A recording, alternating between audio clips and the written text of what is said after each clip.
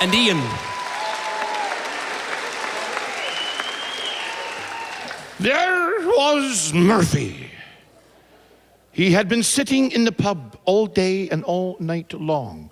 Pint of Guinness after pint of Guinness. Little whiskey after little whiskey. All day, all night long. I know this for a fact. How do you know that, Ian? Because I was sitting there right beside him. Oh, I believe that. All day, all night long. Pint of Guinness after pint of Guinness. Little whiskey after little whiskey. I looked over at him and he was looking, oh, so sad and depressed. And I said, Murphy, what's wrong with you? And he said, I'm oh so sad and depressed. I said, why? What's wrong? He said, look over there at those two dirty, smelly old drunkards. Look at them drinking away their lives. In 20 years, that'll be us. I turned to him and I said, Murphy, that's a mirror. Ready there. He looked at me and he said, well then, due to my current condition, I think it best that I should depart. He got himself off the bar stool. He's only a couple of steps out the pub door when who should come around the corner but Sister Mary and Sister Teresa. And one nun went on one side of him, and one nun went on the other side of him. And he said, how did she do that?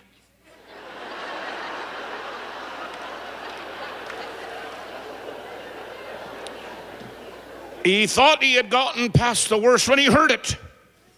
Murphy. And he turned in his heels, and by God, if he isn't staring Sister Mary right in the eye. She only had one eye. Sister One-Eyed Mary, we called her. She looked at him, she said, Murphy, drunk again. He said, good for you, sister, so am I.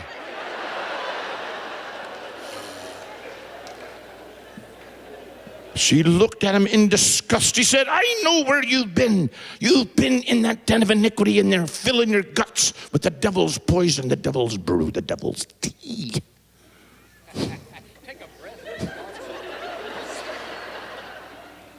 That stuff will kill you. It'll ruin your life. You could lose your family. You could lose your friends.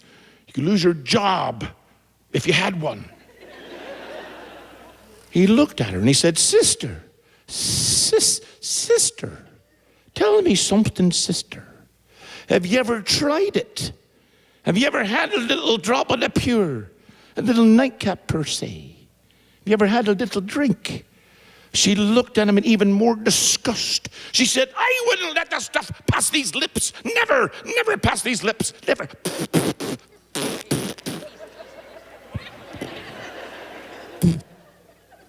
Never pass these lips. That's the devil's poison. Murphy looked at her and said, well, sister, if you've never tried it, you can't really say anything bad about it. Now, on the other hand, if we were to take a little drop, a little nightcap, a little drink, then you could come to whatever conclusion you like. You could say whatever the heck you like. Well, she looked at him. She said, Murphy, perhaps you have something there, she said, pondering what he had just said, gazing into the night air, stroking her gray beard. One eye and a gray beard, yep. Perhaps you have something there. I tell you what, Murphy, you go in there and you tell that man to get me and Sister Teresa a couple of those little wee ones that you're talking about. What do you think, Sister Teresa? And Sister Teresa said, well, as long as we don't get into the habit.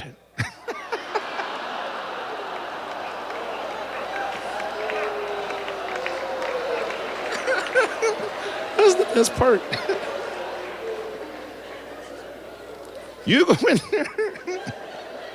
I'm laughing because I know the end of the story. You go in there and you get me and Sister Teresa a couple of those little drinks. Murphy looked at her and says, aye, aye, sister. Or in your case, it's just aye. Murphy's about to march into the pub and she yells at him again, Murphy, Murphy, for God's sake, come here. Come here. Don't be bringing those drinks, those terrible drinks. Don't be bringing them out in those little glasses, for God's sake. Wouldn't want the parishioners to see us drinking the terrible stuff. You go in there, you tell that man in there to put it in a couple of teacups so that we look proper. Murphy said, all right, sister, I'll take care of it. Into the pub he goes, up to the bartender, and he goes, excuse me, could I have another pint of Guinness, please? And, can I get 2 shots of Bushmills Irish whiskey? And, could you put the whiskey in a couple of teacups? And the bartender looked at him and said, are those 2 bloody nuns out there again tonight?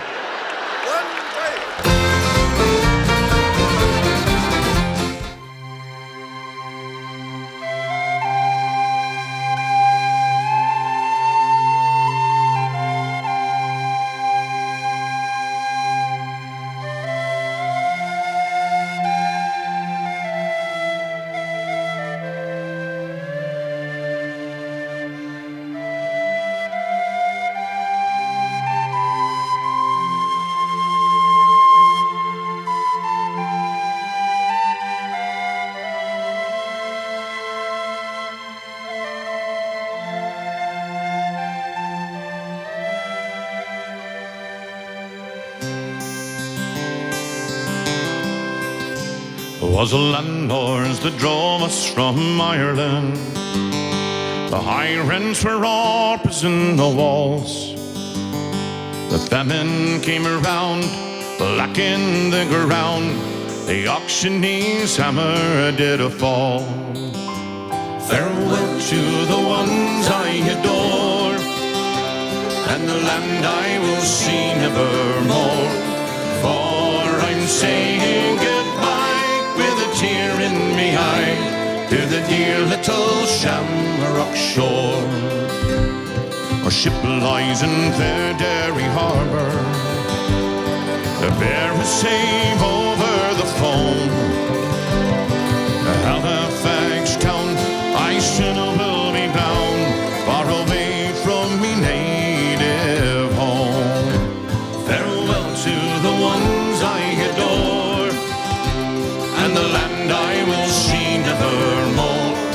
For I'm saying goodbye with a tear in me eye to the dear little Shamrock shore. Well, they all came to wish me safe journey. The parting still grieves on me mind. My parents so dear, my friends far and near, and the girl I left behind. Farewell to the ones I adore, and the land I will see nevermore. For I'm saying goodbye with a tear in me eye to the dear little Shamrock shore.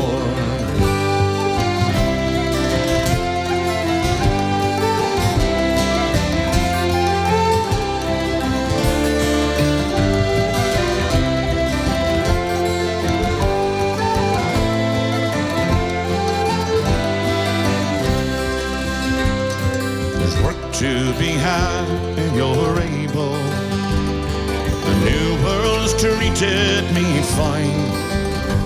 With me shovel and spade, I'll toil at me trade. Riches will never be mine. Farewell to the ones I adore, and the land I will see nevermore. For I'm saying goodbye with a tear in me eye to the dear little Shamrock shore. While the rivers still run to the ocean, weavers on feathered wings soar. I'll dream of the day when home I will stray to the dear little Shamrock shore. Farewell to the ones I adore, and the land I will see nevermore. For I'm saying goodbye with a tear in me eye to the dear little Shamrock shore. Farewell to the ones I adore, and the land I will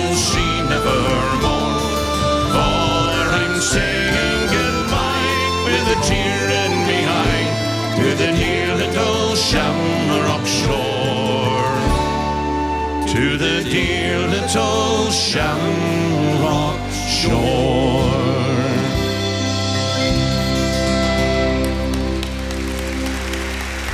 Biggie and Millar. You know, it wasn't too long ago in Ireland that if you broke the law, any petty crimes, stealing a loaf of bread or some corn from a cornfield to feed your family, or heck, if you blew up the Houses of Parliament, that was it. You were gone. You would have been sent away for the rest of your natural days off to the burning shores and the prison colonies of Australia. We were going into Australia, big tour in Australia, flying into Sydney Airport, going through immigration. I was the next one in line, got up to the immigration officer, and he looked right at me. He looked right at me and he said, "Do you have a criminal record?" I looked at him and I said, "Oh God, don't tell me you still need one of those to get in here."